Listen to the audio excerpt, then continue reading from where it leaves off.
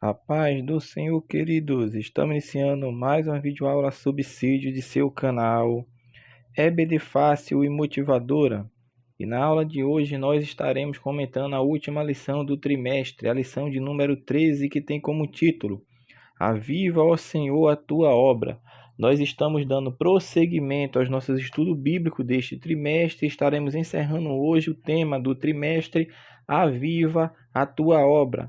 O chamado das Escrituras, o quebrantamento e ao poder de Deus. E hoje estaremos comentando a última lição do trimestre.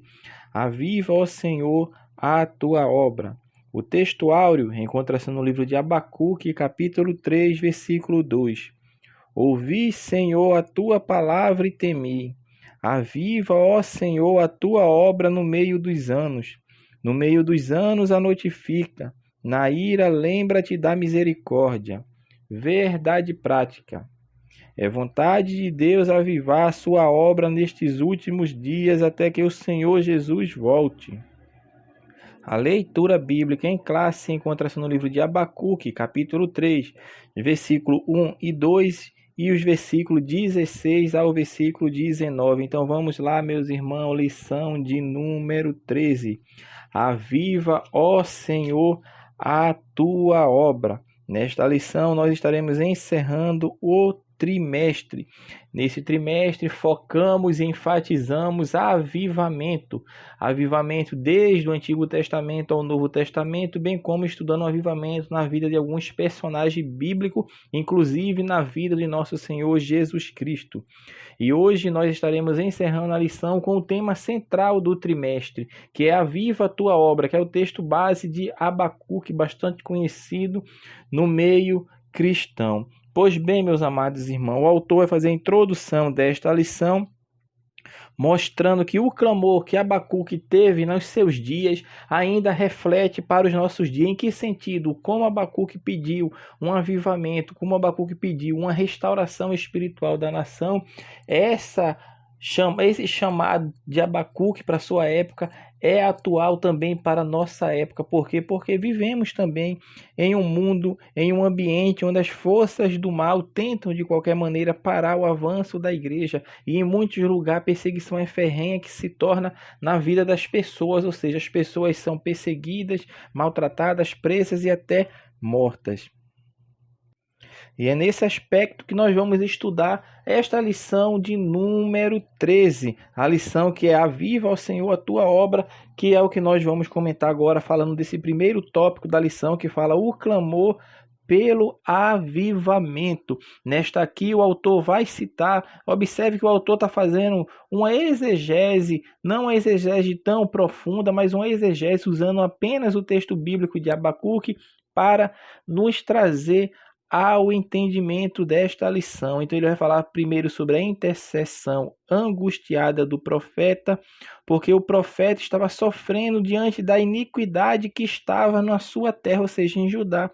Judá agora estava passando por um momento de dificuldade quanto ao seu lado espiritual, porque estavam distantes do Senhor, não estavam mais fazendo a vontade de Deus.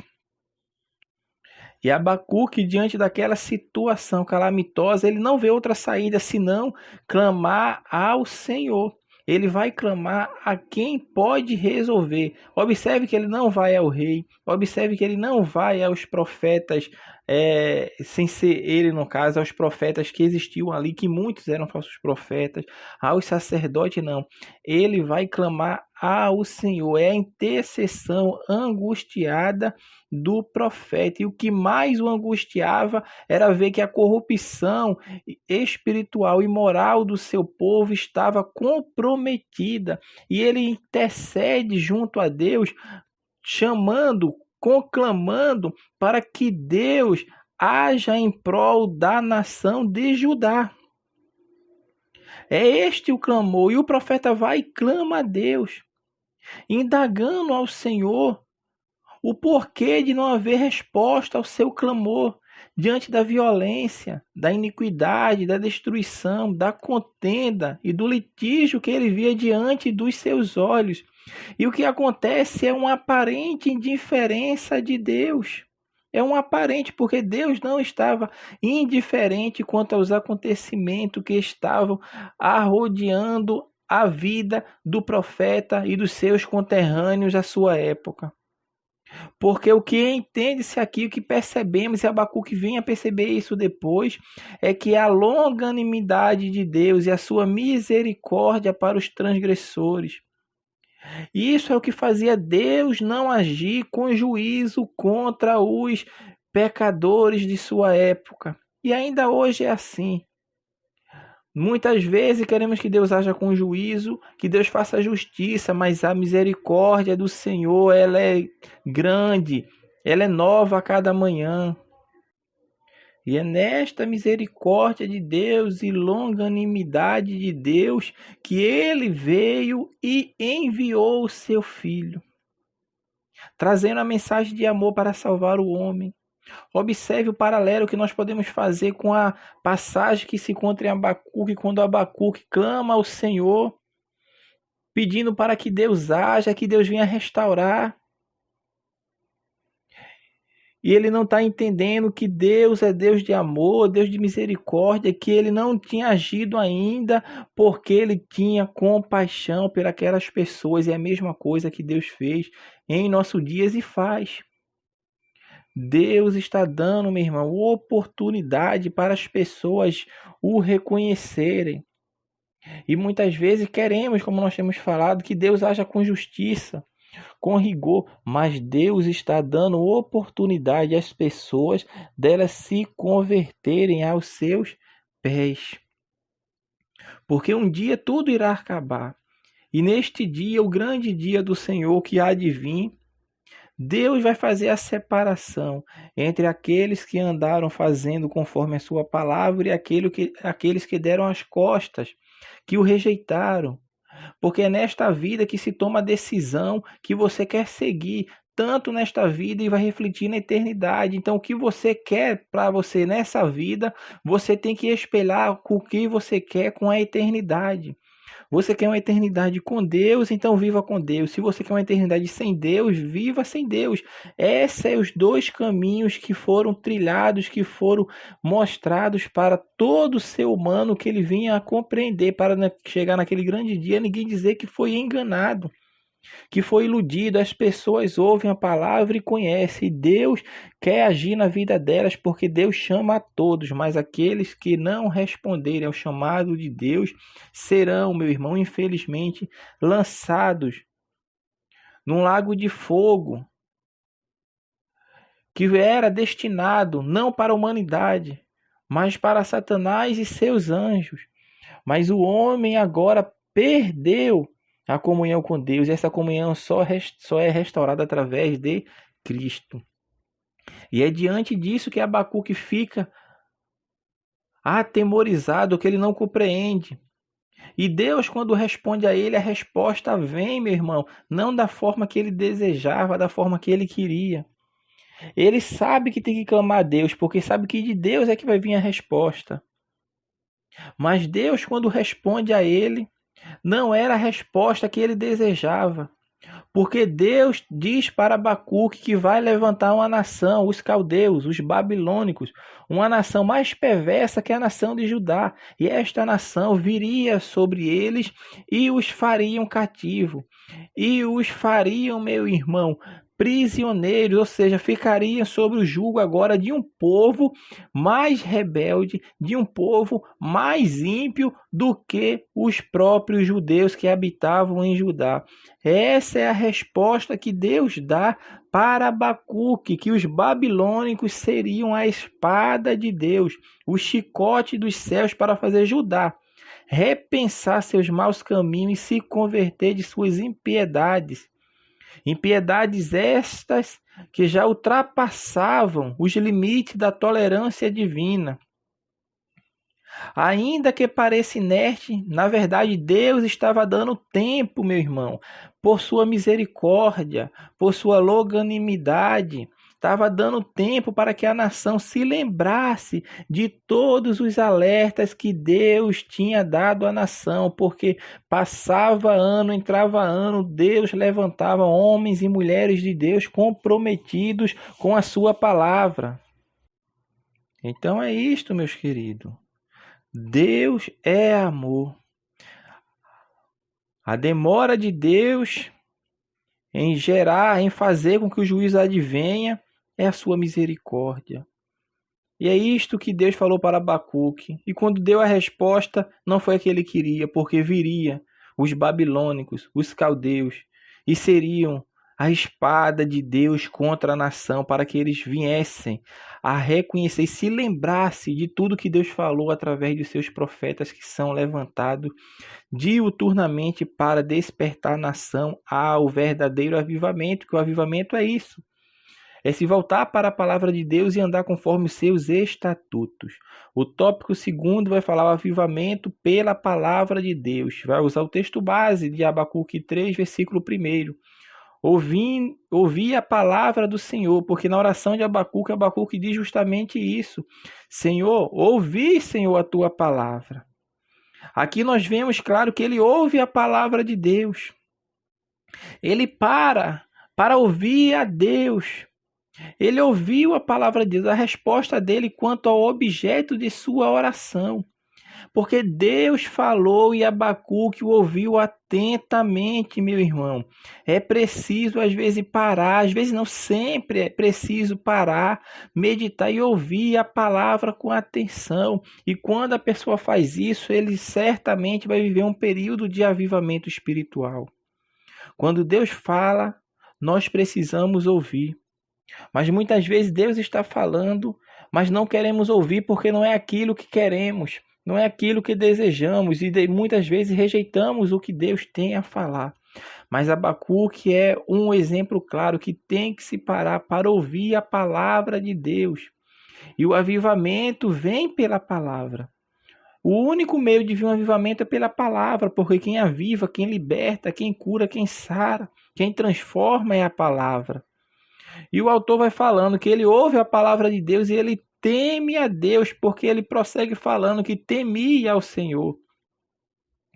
E isso é um requisito também que as pessoas têm que ouvir.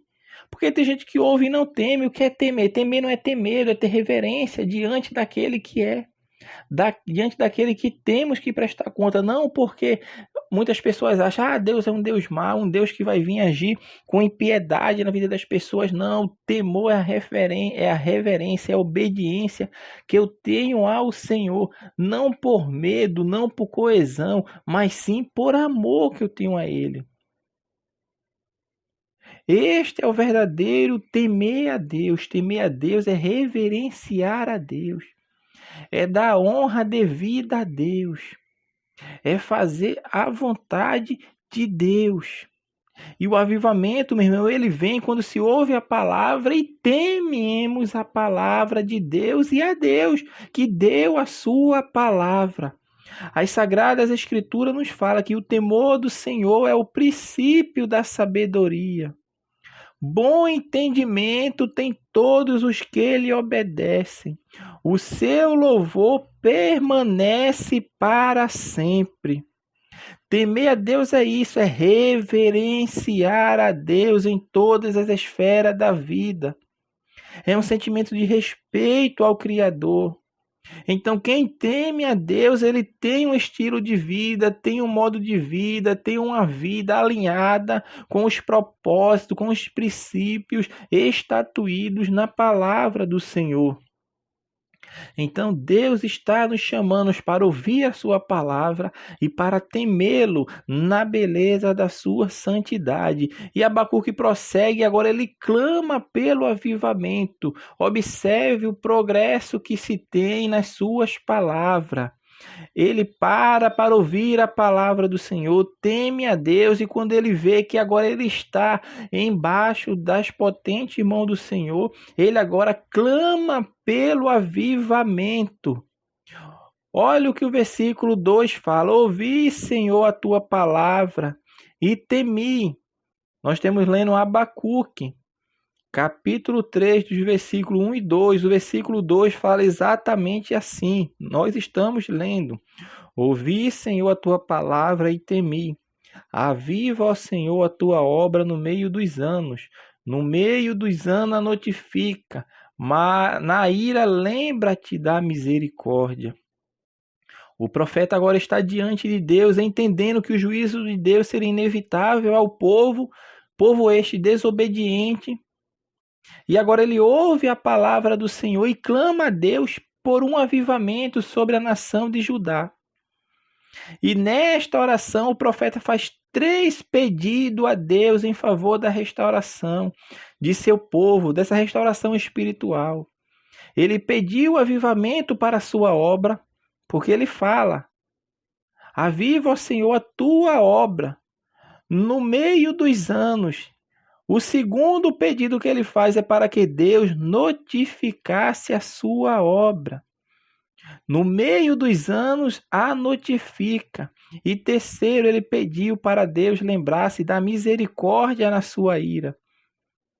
E por fim, o profeta Abacuque demonstra um sentimento de muita esperança, de fé e otimismo, que é os versículos finais de Abacuque 3, quando ele fala que porquanto ainda que a figueira não floresça, nem haja fruto na vide, o produto da oliveira minta, e os campos não produzam mantimento, as ovelhas da malhada sejam arrebatadas, e nos currais não haja vaca. Todavia eu me alegrarei no Senhor, exultarei no Deus da minha salvação. Jeová, o Senhor, é minha força, e fará os meus pés como os dos servos, das servas, e me fará andar sobre as minhas alturas. O profeta clama, meu irmão, e entende e compreende que Deus é da onde viria a sua esperança, a sua fé e o seu otimismo para esse futuro que haveria de vir sobre a nação de Judá. O autor vai encerrar a lição falando sobre avivamento, questão de vida ou de morte, o clamor pela misericórdia de Deus, que é o que Abacuque fala no finalzinho do versículo 2 do capítulo 3. Na ira lembra-te da misericórdia. Ele clama pelo avivamento. Ele clama pela misericórdia do Senhor, porque ele vê que as consequências do juízo sobre a nação de Judá, como nós falamos, era inevitável. Deus usaria os caldeus, ou seja, os babilônicos, para virem executar o juízo de Deus sobre a nação de Judá. E quando ele percebe que isso é uma situação já inevitável, que Deus irá agir de tal forma, ele leva os seus olhos ao Senhor e ora a Deus, clamando que na ira Deus se lembre da misericórdia. E é isso que aconteceu, meu irmão, porque se de fato Deus não tivesse misericórdia do povo de Israel, todo esse povo seria reduzido, todo esse povo seria destruído. Mas o Senhor, que estava na frente, meu irmão, é o Deus que preserva a nação de Israel, porque foi através dessa nação que veria o Messias como veio. E o plano de Deus jamais é frustrado, mas Deus vai usar o seu juízo para mostrar à nação de Judá que o Senhor é Deus e que eles deveriam estar agora seguindo o Senhor e não seguindo a deuses estranhos, usando de iniquidade, de pecado, de coisas que desagradavam a Deus. E o profeta entende isso, porque o autor da lição também vem prosseguindo, falando que Deus é Deus misericordioso. E o profeta Abacuque entendia, o profeta Abacuque compreendia e entendia que Deus ouve as orações de pessoas que pecam. Deus ouve, que Deus ouve tudo, Deus está em todos os lugares, sabe todas as coisas. Mas ele ouve, meu irmão, as que pecam, ele ouve sim, mas ele responde, mas ele age, mas ele vem a fazer-se presente na vida daquelas que pecam sim, mas que se arrependam sinceramente de seus pecados e buscam a face do Senhor.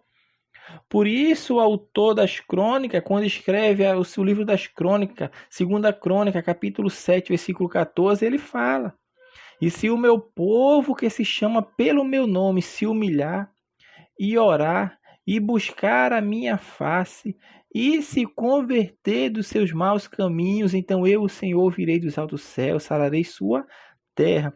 Observe que há uma progressividade nessa passagem. Se humilhar e orar e buscar a face do Senhor, só isso basta não.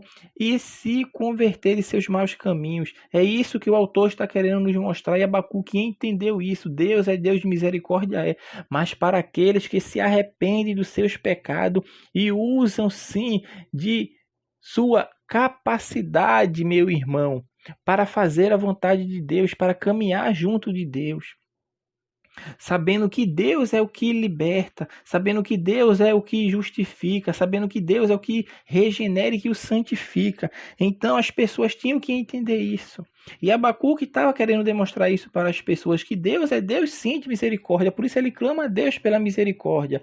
E ele entende que o juízo de Deus iria vir no tempo certo sobre a nação, mas aqueles que se arrependessem de seus maus caminhos, Deus iria usar de misericórdia para com eles. E assim Deus usou, e Davi entendia bem isso. Quando Davi peca, o Senhor diz: Davi, teu pecado terá consequências. O que tu preferes, Davi? E Davi escolhe cair na mão de Deus do que na mão dos homens, porque na mão de Deus ele sabe que Deus é Deus de misericórdia e o homem não tem misericórdia do outro. É o entendimento do ser humano que sabe que peca, e quando pecar, a consequência é o seu pecado. Entretanto, Deus é misericordioso de o preservar para que ele receba a salvação eterna. E por fim o autor vai falar para nós clamarmos ao Senhor, clamemos a Deus. Os dias atuais são tempos difíceis, dias trabalhosos, como Paulo escreve a Timóteo. Vivemos esses dias, meu irmão, de depravação moral, depravação cultural, depravação em todos os sentidos e aspectos da vida do ser humano, onde está sendo legalizado o erro, onde estão querendo tirar a autoridade das Sagradas Escrituras, querendo tirar a célula máter da sociedade, que era a família, estão destituindo, querendo institucionalizar, meu irmão, a depravação na vida das pessoas, através de práticas contrárias à palavra de Deus, a qual a palavra de Deus condena. Entre elas nós podemos citar o aborto, podemos citar o falso casamento gay, a ideologia de gênero, e isso, meu irmão, está sendo constante cada vez mais na vida das pessoas. As pessoas estão sendo induzidas a tentar entender que eles querem fazer com que a pessoa entenda na sua mentalidade e aceite o erro como certo. Que aceite aquilo que a palavra de Deus diz que é pecado, eles querem dizer que aquilo aqui não é pecado. Mas, meu irmão, o crente que é fiel a Deus, ele vai entender que o que a palavra de Deus fala é a sua regra de fé absoluta, é regra de fé e prática, porque a palavra de Deus, meu irmão, é a luz para os nossos caminhos e lâmpada para os nossos pés. Infelizmente, existem igrejas já influenciadas por essas malévolas do inimigo sobre a sociedade, sobre a família. Já existem as ditas igrejas inclusivas que pregam que a depravação moral como norma e realidade, alegando que Deus é amor. Então, se Deus é amor, Deus aceita tudo, não exclui ninguém. Ou seja, é as igrejas inclusivas. Quando o evangelho, meu irmão, ele não prega inclusão no sentido que as pessoas estão dando. Porque inclusão, hoje na atualidade, o que é que significa inclusão? Inclusão é eu ser diferente. Inclusão é ter minhas falhas, meu defeito, e eu ser inserido no grupo e permanecer do mesmo jeito, ser incluído. Ou seja, eu vou vou fazer parte daquele grupo, eu vou fazer parte daquela comunidade do meu jeito, da minha forma, sem mudança nenhuma. Isso é inclusão, é ser aceito como você é. O Evangelho de Deus, ele prega, meu irmão, o Evangelho de Cristo prega arrependimento, prega transformação. A palavra de Deus sim diz: aquele que vier a mim, de maneira nenhuma o lançarei fora, porque quem o aceita verdadeiramente nasce de novo. E quem nasce de novo tem novidade de vida, ou seja, ele é transformado. E Paulo escreve sobre isso aos Romanos: não vos conformeis com este mundo, mas transformai-vos pela renovação da vossa mente, para que sabeis aproveitar e entender e compreender e saber qual é a boa, a perfeita e agradável vontade do Senhor. E é disso que nós estamos falando. Romanos 11, 22 fala: considerai, pois, a bondade e a severidade de Deus. A bondade para aqueles que andam, meu irmão, conforme os estatutos estabelecidos na sua lei. Mas a sua severidade para aqueles que dão as costas, que não ouvem, que mudam, que tentam dilubriar as pessoas, fazendo com que o evangelho venha se acomodar na vida das pessoas e não as pessoas se transformar para viver o que o evangelho diz. Igrejas hoje estão corrompidas, lideranças corrompidas. Então, meu irmão, o que nós podemos fazer? Clamar a Deus, pregar a sã doutrina, pregar o evangelho vivo e eficaz, porque esse é o que prega a palavra de Deus, que transforma o homem. Então, meus amados irmãos, que nós possamos meditar e entender que o avivamento ele pode vir sobre a vida da igreja, mas como nós falamos, o avivamento ele começa em mim, começa em você, e a partir deste momento a igreja vai ser transformada e vai ser liberta desses males que tentam afastá-la de Deus. Que nós possamos meditar nesta lição, como nós já temos meditado na lição desse trimestre, para que o Senhor avive a sua obra no meio dos anos. Que Deus abençoe os irmãos e até a nossa próxima aula, se assim o Senhor permitir.